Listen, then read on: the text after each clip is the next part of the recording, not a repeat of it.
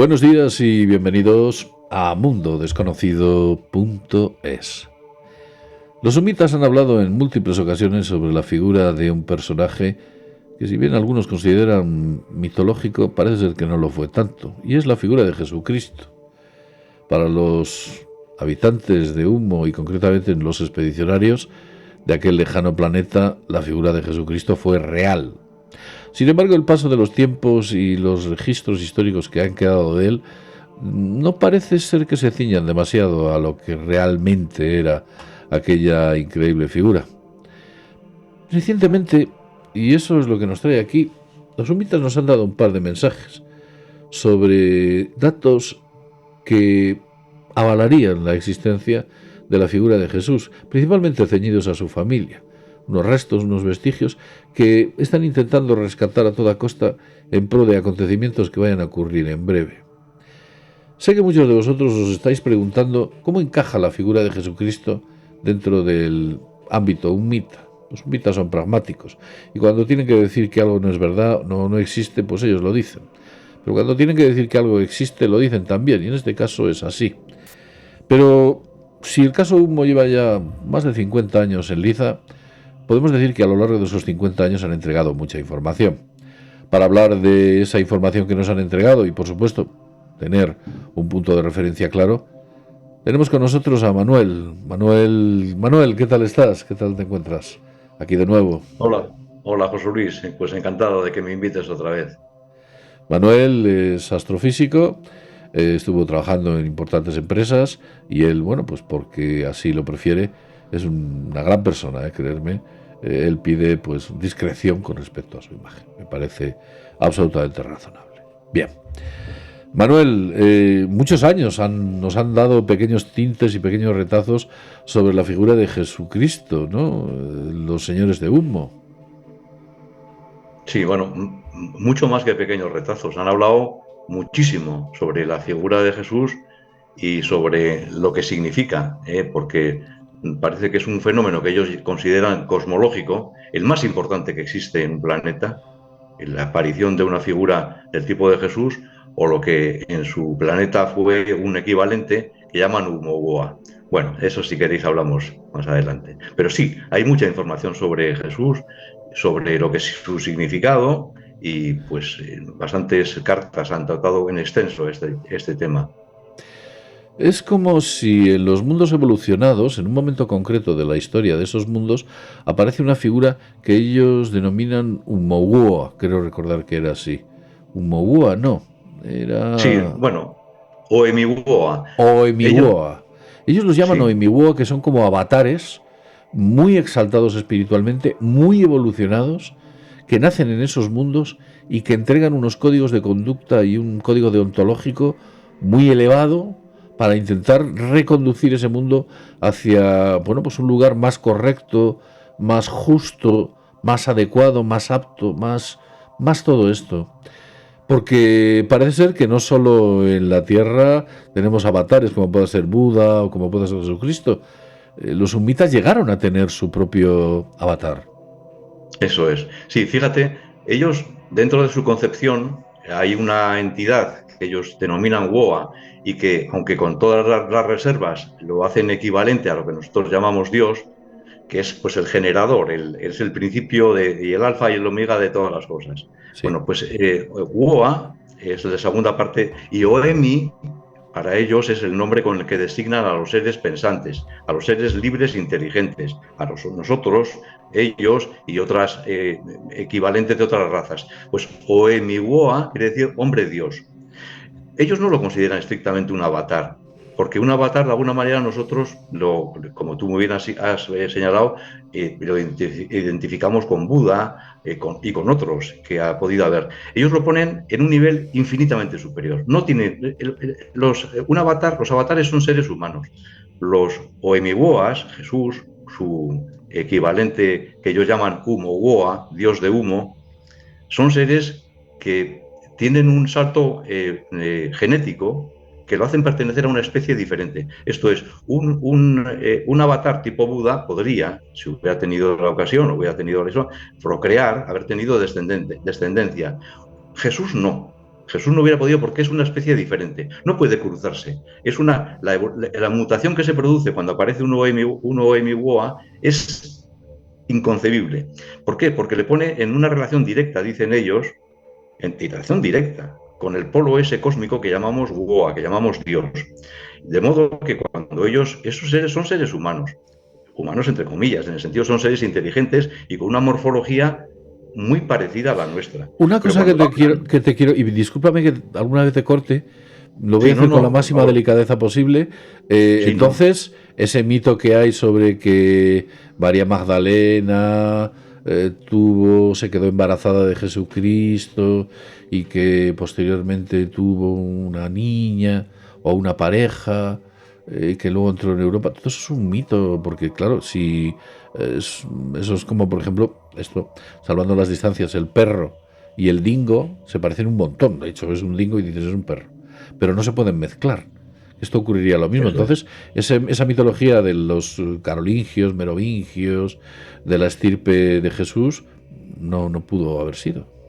Según los sumitas, eso es absolutamente imposible. No lo descartan radicalmente. Eso es una pura, no invención, sino muchas veces los seres humanos creamos tradiciones a base de cuentos mal interpretados, de tradiciones mal contadas, de interpretaciones erróneas, y a partir de ahí muchas veces exagerando, pues lo que acabamos creando tradiciones que no responden a su origen. Ya sabes, todos conocemos perfectamente esa prueba que se dice que se hace. Coges a 10 personas, les pones al primero que le cuente al oído lo que sea, un sucedido al oído de la que está a su lado derecho, y así lo van pasando, y lo que al final cuenta el último no se parece nada a lo que dijo el primero.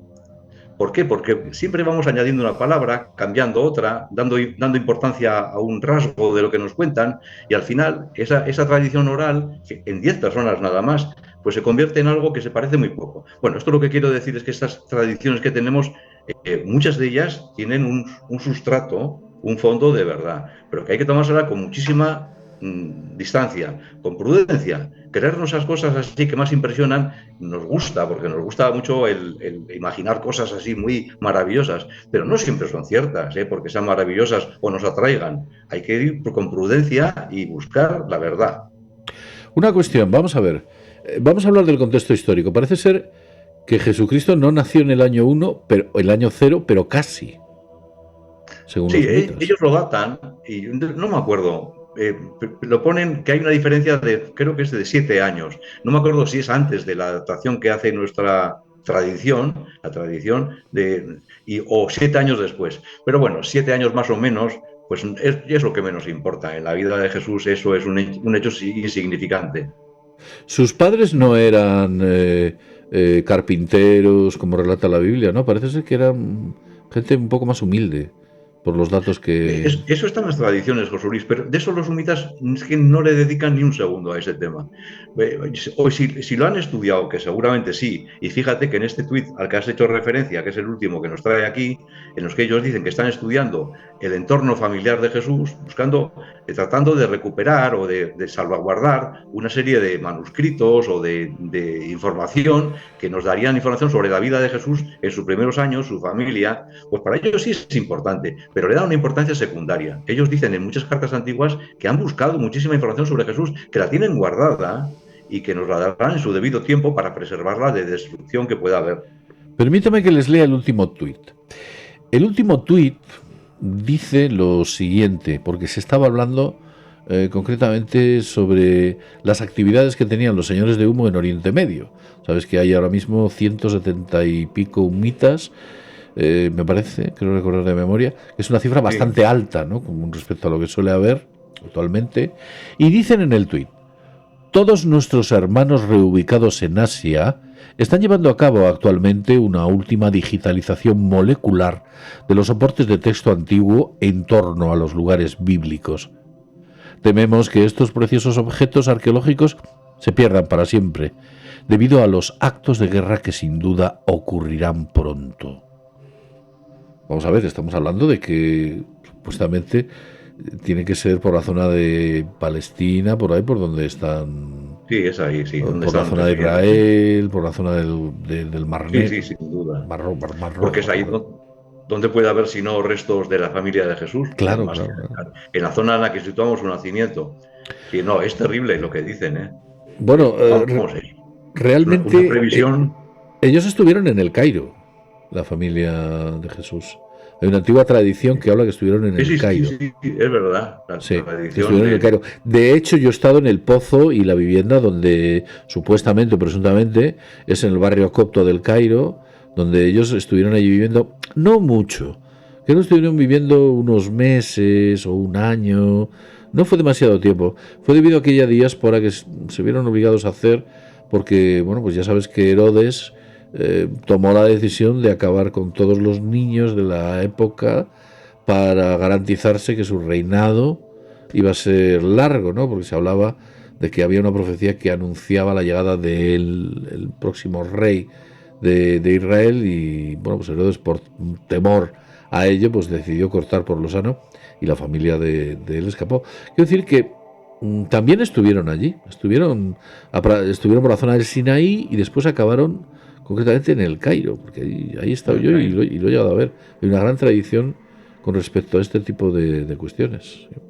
Sí, sí, es verdad. Esa es una tradición que yo también desde pequeño la he oído, porque antes se le daba más importancia, cuando en los tiempos, claro, yo soy muy antiguo ya, pero en mis tiempos, pues la religión era una cosa que se enseñaba y que era mucho más, se vivía. La religión Sí. me refiero a la religión católica, que es la que había en España.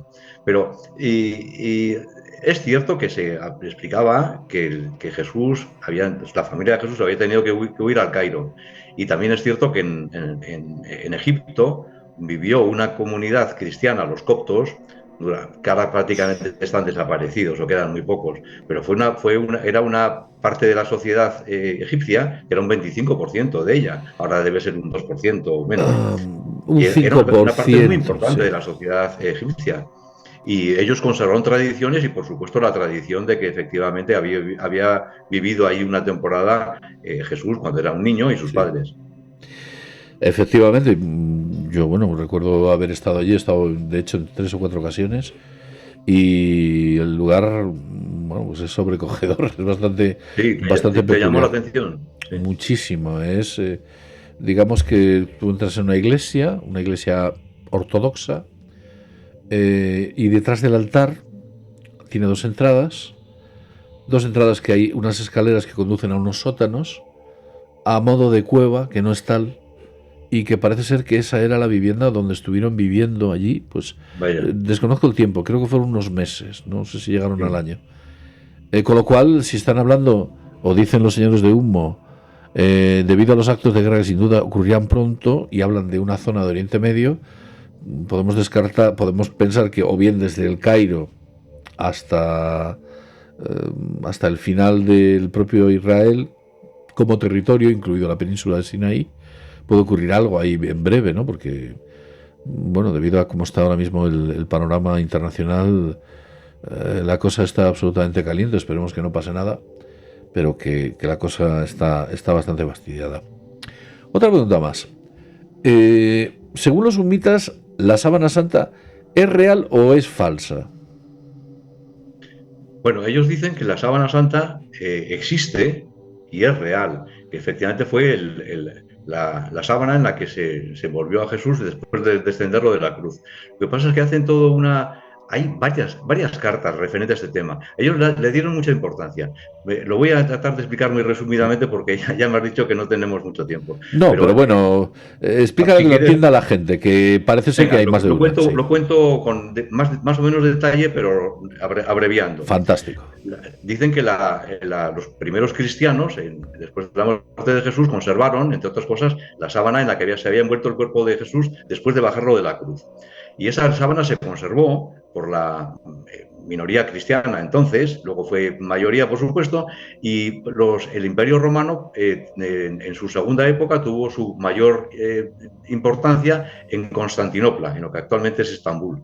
Allí, en esa ciudad, que era el centro del Imperio Romano de Oriente, allí los discípulos de Jesús, no discípulos de Jesús, sino seguidores de Jesús, pero ya en los siglos siguientes, en los 2, 3, 4 siglos siguientes, conservaron eso como un tesoro. todo. Y cuentan, pero está muy documentado todo eso, que no sé si fue un príncipe francés o un rey francés del siglo VI, VII, oyó hablar de esa tradición de que existía esa sábana guardada y por medio de un mercader consiguió comprarla y la llevó a Francia. Ah. Y allí en Francia la mantuvo este príncipe o rey o noble francés durante muchos años y luego pasó a un convento o a un monasterio donde la guardaron, allí primero unos monjes, luego unas monjas, hasta que en el siglo XVIII, creo que fue, o XIX, no estoy seguro, quizás fue el XVIII, se produjo un incendio. Y entonces el incendio afectó al cofre en el que estaba guardada la sábana santa, que es por eso aparece chamuscada en sus bordes Tiene la unos sábana santa. triángulos quemados, Eso, como es en unos una triángulos, eso, esquina. porque ahí se quemó.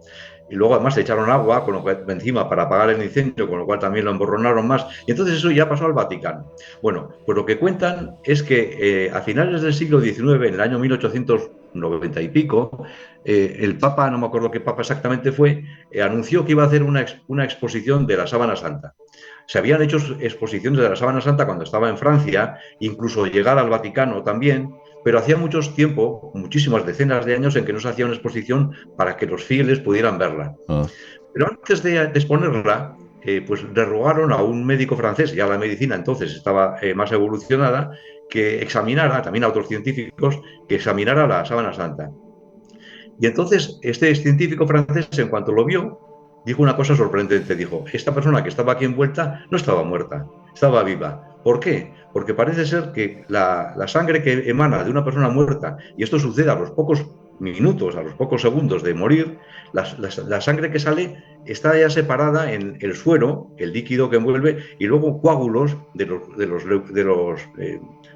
las plaquetas, plaquetas, los leucocitos, sí. sí, de los Los glóbulos hematíes, rojos que concretamente. quedan eso. Entonces, eso un médico lo detecta inmediatamente. Es una cosa que no le pasa desapercibida. Entonces, aquello causó un revuelo tremendo en el Vaticano y es por lo que dicen que se decidieron hacer una falsificación. Durante muchos años, porque duró el proceso 20 O años, sea, ¿quieres decir que la que vemos ahora mismo expuesta es una falsificación, pero eso hay es. otra que es original? Exactamente, eso es lo que dicen los subitas. Dicen que la falsificaron con tal detalle que es prácticamente idéntica, pero le quitaron esas trazos de sangre saliendo, de sangre corriente, que es lo que hubieran acreditado que ese cuerpo estaba vivo. Porque claro, toda la tradición cristiana que se basa en la muerte de Jesús en la cruz y luego su posterior resurrección hubiera sido invalidada. Y entonces por eso lo hicieron esa falsificación. Y eso le dieron muchísima importancia.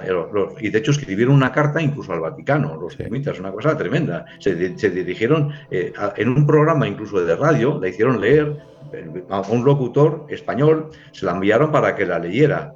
Bueno, le dieron mucha más publicidad de la que han dado nunca a su presencia en la Tierra. Otra cuestión más que hay es que parece ser que los sumitas dicen que los textos bíblicos, vale, sí, que hay cosas ahí que tal, pero parece ser que en muchas ocasiones de esto se ha hecho esto. O sea, los Sí, milagros de Lázaro, por ejemplo, no parecen ser tales y otro tipo de cuestiones, ¿no? sí, ellos vienen a decir, es curioso porque ellos no niegan el poder sanador, dicen así, de Jesús. Dicen que efectivamente los Oemiwoas, estos dioses hombres, además de tener esa conexión directa con el polo, con Dios, que hace que hable de alguna manera por su boca, no siempre, pero de alguna manera habla por su boca, pues perdona, que me he perdido de repente el Estábamos hilo. hablando de Lázaro, Ah, de concretamente, Lázaro, sí. que Bueno, claro, pues una lo que cosa es viene sanar a de, alguien y otra cosa eso es... es, pero vienen a decir de alguna manera que los milagros son una cosa muy secundaria, aunque tienen esa capacidad, eso está un poco dedicado a los hombres sencillos de la época, donde realmente para que un hombre, además de por su doctrina, que sin duda impresiona, fuera también tenido en cuenta o tuviera una cierta repercusión, pues hacía falta un poco ese tipo de eventos sobrenaturales, que hacía que la gente dijera, ah, ahí va, este tío es tremendo, no solamente dice cosas muy bonitas, sino que fíjate lo que hace. Entonces, una de las cosas que dicen que Jesús hizo, que preparó junto con un amigo una muerte aparente de Lázaro. Lázaro era un buen amigo suyo y le hizo ingerir una pócima que le introdujo en un estado de catatonia que duró varios días. Y Jesús luego, pues mediante supongo que una pócima o algo parecido, lo hizo despertar. Entonces ese milagro, entre comillas, pues le dio una importancia, fue muy famoso, se le dio muchísima importancia en la época y muchísima gente apareció para oír su prédica a raíz de ese evento. Pero es lo que dicen, que eso fue realmente pues un truco, un truco. Bueno, los ¿No? milagros de Jesús van tan diversificados como desde andar sobre las aguas, multiplicar panes y peces, Todas esas cosas dar hay vista que a los tomárselas ciegos. con cierta distancia, José Luis, efectivamente. Esas cosas son eh, tradición, la gente lo veía y quería creer que además de decir cosas maravillosas como las que decía, porque lo que importa de Jesús, lo que dicen los sumitas que importa de Jesús y de su homogoa, no es lo que hizo, sino lo que dijo. También lo que hizo, por supuesto, pero no los milagros, sino su comportamiento porque su comportamiento respondía perfectamente a su prédica lo que decía. Porque al final dicen, y eso lo has mencionado tú al principio de la intervención, estos OMWAs tienen un propósito. O sea, WOA, Dios, no los hace aparecer porque sí, sino que tienen un propósito, que es introducir en una sociedad en desarrollo una serie de elementos de comportamiento, una serie de conductas que hacen que esa sociedad pueda evolucionar. Evolucionar, sí.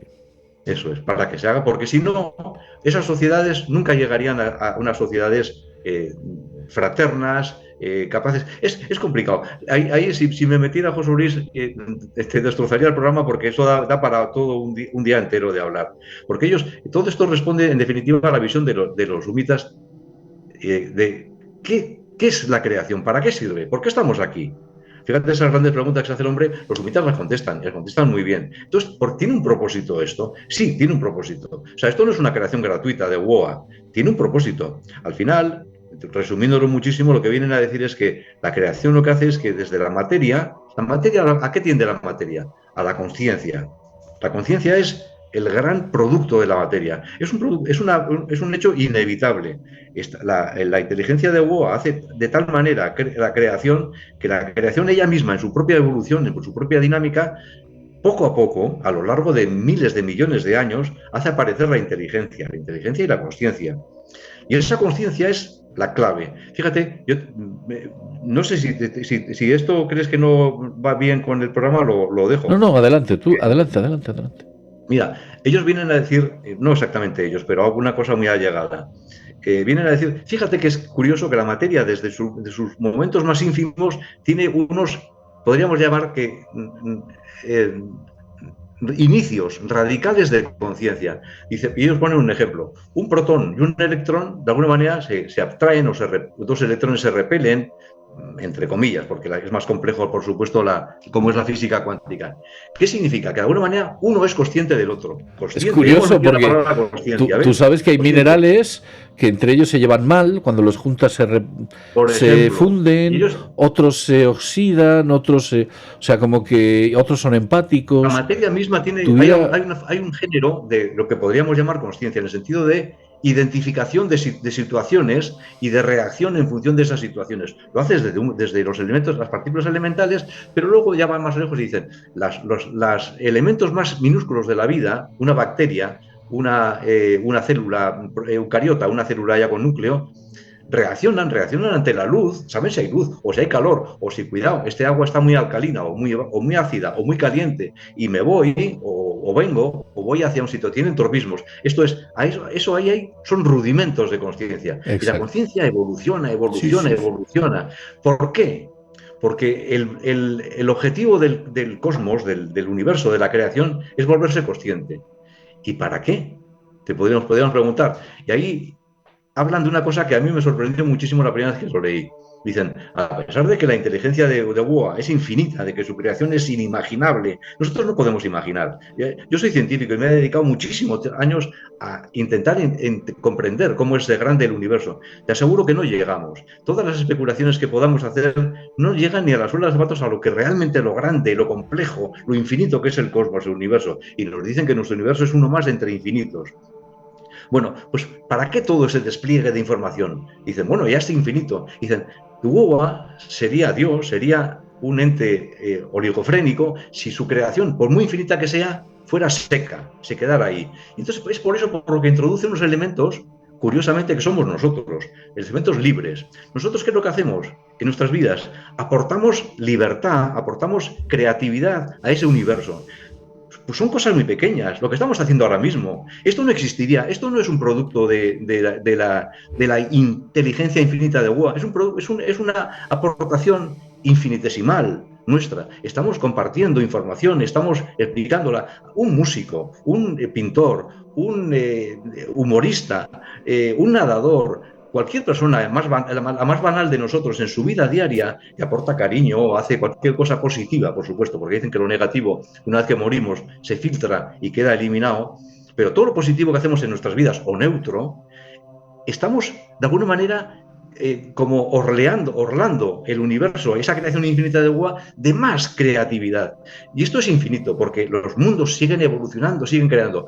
Pero, y ahí es donde interviene la parte de los OMWOAs, y vuelvo al inicio, una sociedad que tiene esa aportación, esa capacidad de aportar información al universo, probablemente se autodestruiría si dejados a nuestro libre albedrío, dado lo egoístas, lo tontorrones que somos, lo infantiloides que son las sociedades infantiles iniciales, porque nuestra sociedad, no lo olvidemos, dicen los sumitas que tenemos 4 millones de años y que una sociedad humana puede durar hasta 34 millones. Estamos en la infancia o quizás en el inicio de la adolescencia. Somos muy Exacto. jóvenes y nos podemos destruir. Lo mismo que los jóvenes, pues yo me acuerdo cuando cogí el primer coche, conducía como un loco.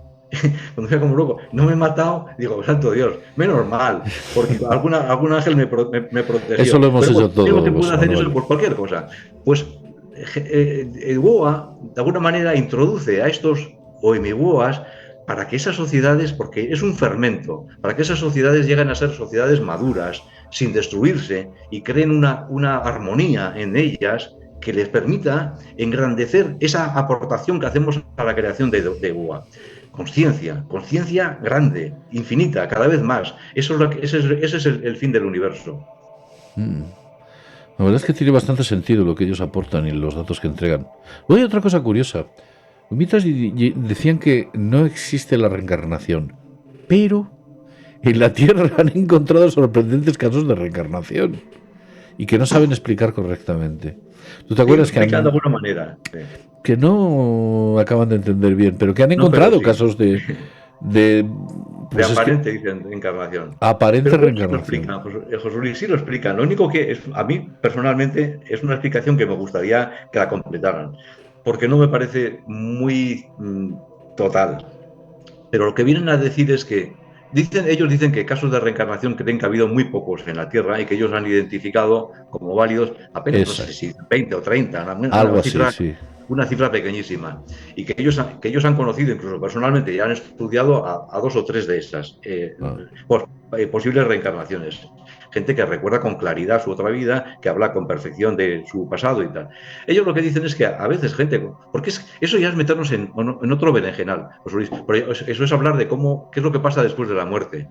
Pero en definitiva, ellos dicen, para simplificarlo muchísimo, que después de la muerte lo que hacemos es integrarnos en ese gran espíritu colectivo o esa gran conciencia colectiva que de alguna manera controla o que dirige cada planeta, nuestra El sociedad bebé, sí. humana y el El planeta en BI, general. sí. Sí, sí, sí. Eso, el bebé, el Huawei BI. Bueno, pues entonces dice que con algunos almas, llamémoslo así, algunas conciencias, al integrarse en esa conciencia colectiva, pueden notar que han dejado sin acabar de solucionar o de aportar una serie de cosas, por un accidente, por una muerte súbita o porque por lo que sea se han torcido sus designios. Tareas Y entonces, inacabadas, por ejemplo. con cosas inacabadas. Y entonces dicen que a esas guaguas, a esas almas, con esa conciencia se les permite, si encuentran, si aparece una entidad, otro ser humano, con una estructura de personalidad tremendamente equivalente a la suya, dicen como un guante se adaptaría a otra mano. En ese caso, les permiten que de alguna manera entren en una especie como de sinergia con ese ser humano que está viviendo, interactúe simultáneamente con él, como si se produjera una especie como de mezcla con esa persona y para completar esa actividad que dejaron pendiente en su vida. Y dicen que solamente en esos casos se produce eso, que no es una reencarnación, sino es una especie como de cohabitación con una entidad, con un ser humano que ha vivido, que de todas maneras tiene su propia vida. Mm. Bueno, pues todo esto es muy interesante. Seguramente que hay alguien que nos esté preguntando un poquito sobre el Jesucristo o el equivalente o el homólogo de Humo. ¿Puedes contarnos un poquito su historia? ¿Cómo Sí, aparece? ¿En qué contexto histórico? ¿Qué hace? Y luego al final, ¿qué le ocurre? sí, también te lo cuento. Mira, bueno, lo cuento a la gente, tú te lo conoces, te lo sabes bien, Yo me lo sé, pero yo me lo sé. Humoboa, su dios encarnado, su equivalente a Jesús, aparece en una sociedad mucho más avanzada científica y tecnológicamente que la de Jesús hace 2000 años. Sí. Dicen que es equivalente un poco a nuestro siglo XIX, después de la revolución industrial, en un poco un equivalente, aunque por supuesto global, no es como aquí fue en Europa, pero es un poco el equivalente, salvando las diferencias grandísimas que hay de culturas, a la sociedad preindustrial de los siglos XIX. Aparece en ese momento.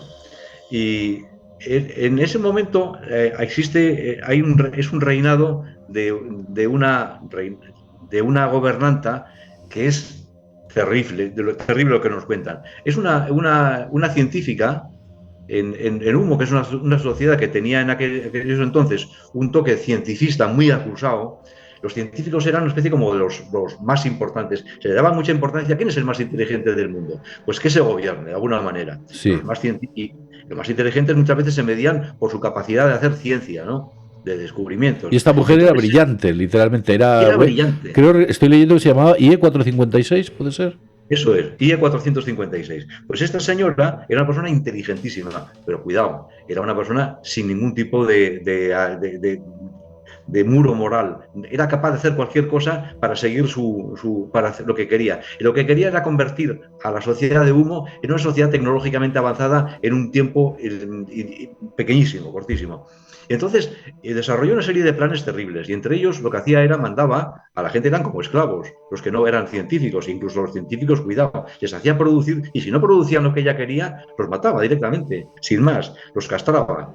Bueno, pues Jesús, en uno de esos campamentos donde estaban desarrollando una de las grandes proyectos de esta señora, que consistía en crear una especie como de espejos parabólicos para concentrar la luz de su sol para producir electricidad. Exacto. Dice que eran extensiones inmensas donde lo que hacían era Sí, tender sí, sí, sí. así, en una especie de cubos parabólicos, unas láminas brillantes, y ahí entre otros, había un esclavo, que es Humogoa. De Humogoa, curiosamente, los humitas dicen que no conocen ni su nombre real, ni su padre, aunque sí conocen curiosamente su imagen, porque había algunas imágenes que entonces había el equivalente a nuestras cámaras fotográficas y hay alguna cámara de él, alguna foto de él.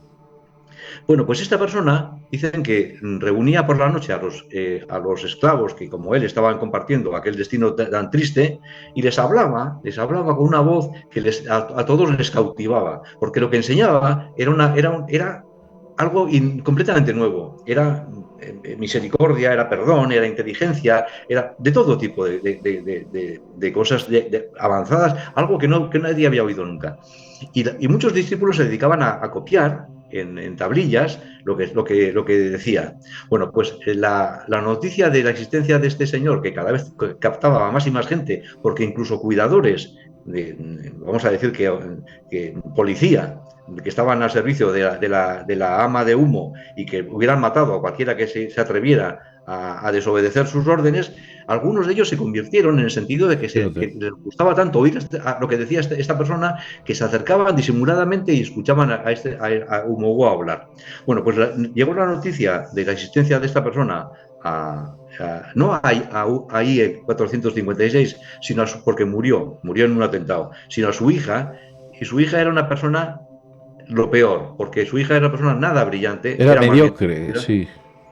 Era y mediocre, era era muy mediocre, una persona ególatra. dicen que se conservan fotos de ella, y una persona con los ojos hundidos, y con 14 años subió al poder. Y entonces era una ególatra absoluta. Hacía unas cosas, bueno, inimaginables. No voy a contarlas porque no viene al caso. No, no, Pero no. era una locura lo que hacía. Y entonces, cuando oyó hablar de este señor, enloqueció. Y lo que pidió que lo capturaran, lo llevaran a los laboratorios centrales y que se dedicaran a estudiar su cerebro, causándole, fue la orden, el mayor daño posible. Ah, Entonces creo que lo sometieron, le abrieron el sin cráneo y le anestesia, metían además. electrodos en vivo, necesitan electrodos para estudiar sus reacciones, una cosa sin ningún objeto realmente científico válido, para hacer daño, para hacer daño. Entonces dicen que este señor un buen día de repente, ante los ojos de los científicos que estaban allí, se desapareció.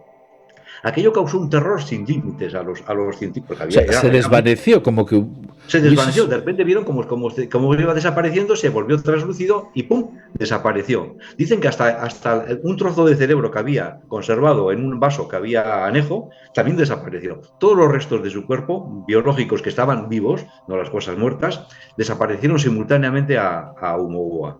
Aquello causó un terror sin límite y poco después esta señora fue asesinada por una de sus criadas y Humo entró en otra época en la que poco a poco el mensaje de Humo Gua pues fue cuajando y constituyéndose en el pilar fundamental de su sociedad. Y eso es curioso, que lo comentábamos antes de empezar, ¿te acuerdas, José Luis? Que con Jesús hay algo parecido. Hay también un desvanecimiento que es cuando desaparece, después Sí, de su teórica muerte, y después de su resurrección aparente también, hay una gran paralelismo es muy grande, en cierto muy modo. grande. Pues dicen que ahí también sucede eso mismo. Dicen que eso es un suceso inevitable. Esa desaparición que ellos llaman Asneidiaedo. Olvidémonos del nombre porque parece una tontería. Bueno, pues esa desaparición sucede para todos los Oemiwoas. Y Jesús sucedió cuando está en una playa con una multitud que está oyéndole, después de haber teóricamente resucitado, y de repente, ante los ojos de todo el mundo, desaparece. Eso está relatado en los evangelios. Y es la tradición que nosotros llamamos la ascensión de Jesús a los cielos. Pues eso es equivalente, muy calcado o muy Sí, parecido a sí, lo que sí. le sucedió a Omogua. Qué interesante. No sé, Manuel, ¿tienes alguna cosa más que incorporar con respecto a lo que los señores de humo nos han dicho sobre la figura de Jesucristo? ¿Algún dato que a mí se me haya pasado y que tú recuerdes? No, mira, hay tantísima información porque es que Uf, podríamos hablar mucho sobre la figura de Jesús o sobre los oimiboas, pero yo creo que está con lo que hemos hablado y para el tiempo que tú me has propuesto que tengamos es suficiente. Sí, sí quiero únicamente decir una cosa. A mí me fascina el mensaje de Jesús. Yo a veces cuando oigo decir pues, los milagros y tal, si a mí me parece una pequeñez. Yo creo que es que realmente cuando leemos ese mensaje de Jesús, decimos, es que no hay nada parecido. Yo he leído a Buda, he sido y sigo siendo budista en el sentido de que me gusta mucho, he practicado zazen durante muchísimos años, he hecho yoga, he leído, por supuesto, los Vedas, me gustan mucho las religiones y me gustan, he tenido mucho interés por ellas. He leído también a Confucio, he leído a muchísimos grandes, llamémoslo avatares. Yo, José Luis, mi sensación es que no hay nada que tenga ni la más remota, no se llega ni a la suela de los zapatos. Es que lo que dice es tan sencillo, tan simple, tan básico, tan tremendo, tan muy potente, es radical, muy potente que la no hay Biblia, nada que se acerque ni de lejos a esa muy enseñanza que potente. nos la dio. Y eso es lo único que quería añadir, José Luis. Hombre, yo lo más cercano que he oído es el Dhammapada de Buda, el camino a la rectitud, que es así como se denomina, Dhammapada es lo que quiere decir, pero son como consejos, ¿no? Tampoco es un documento muy amplio. Sin embargo, los evangelios es un mensaje muy potente y además entrega un código de conducta que de manera natural, si te analizas a ti mismo, dirías, ojalá siguiéramos todos este camino porque nos llevaría a un mundo mucho más justo, mucho más, bueno, alcanzaríamos ese estado en el que no hemos alcanzado en tantos y tantos años de conflictos, guerras y problemas que hemos tenido. Me pregunto si habrán tenido los amorales su No, no lo han tenido todavía. Hay una serie de tweets en los que de alguna manera, no de alguna manera, en un gráfico muy concreto, marcan qué sociedades de las que ellos conocen han tenido un OMI-WOA, que son muchas, sobre todo Sí. las más longevas, porque dicen que, la aparición de un OMI-WOA es una cosa que es probabilidad 100% de que se produzca en los 10 millones primeros años de vida de una sociedad. Ah. Aunque al principio es muy poco probable, y de hecho, de las que ellos marcan, la sociedad que tiene un OMI-WOA más pronto es la nuestra, curiosamente. Es muy Aunque prontito, ellos es dicen verdad, es verdad. algunas de las sociedades avanzadas, que claro, y dicen una que tiene 10 millones de años, igual su OMI-WOA apareció cuando tenía 2 millones, eso no está descartado. Pero de las que hay actualmente, es la que tiene un puntito marcado que ha tenido un OMI-WOA, es la más joven de todas, es la nuestra. Y la de los amorales, tanto de uno como de otro, no han tenido. No han tenido. Bueno, Ojalá lo Manuel, tengan pronto. ha sido ojalá lo tengan por el bien nuestro. Bueno, aunque la digestión de ese tipo de humoboas Tarda muchos requiere miles de cientos años de a años, veces. Requiere cientos de Claro que años. sí. Incluso yo todavía creo que no hemos digerido correctamente al nuestro. Nosotros no estamos Nos más queda que mucho empezando. camino. Ya lo creo que sí. Bien, Manuel, un placer como siempre haberte tenido aquí. A los seguidores de Mundo Desconocido les gusta oírte hablar porque eres un gran conocedor de este tema, el tema humo, llevas muchísimos años, eres toda una enciclopedia. Gracias por estar y te esperamos, bueno, pues más adelante, cuando tengamos más cosas interesantes, los señores de humo, que últimamente están muy callados, decidan hablar y contarnos algo más. Pues muchas gracias a ti y un abrazo muy fuerte, José Luis. Y a todos, por supuesto. Muy bien. Pues nada, y como decimos siempre al final, sin más, desde mundodesconocido.es, nos vemos en el próximo videoprograma. Hasta pronto.